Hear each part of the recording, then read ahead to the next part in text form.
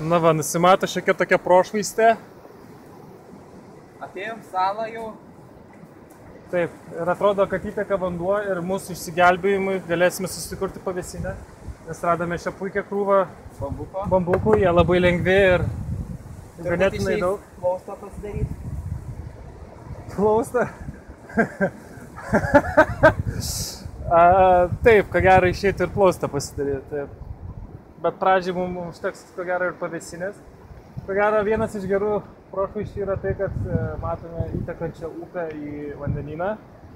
Tačiau nors ir vanduo, ko gero, nėra geriamas, tačiau bus pagaliau labai malonu įsiprausti tą sūrų vandenį nuo mūsų kūno, nes saulė mus tiesiog buvo kepina žvėriškai ir yra karšta ir netgi graužia odą.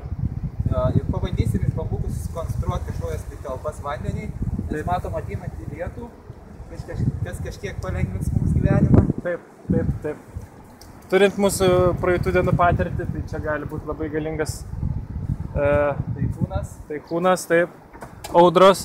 Ir kai matome iš būtent šitą, kad mums tiesiog nukirtus vieną galą bambuko bus galima laisvai pasidaryti kažkokį indą vandenį.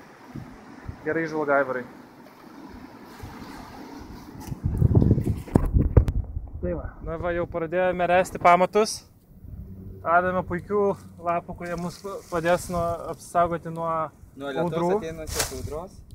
Pradėjom ręsti. Tai matote, radome taip pat ir nuoplaišų virvių, kurios mums padeda suręsti pamatus.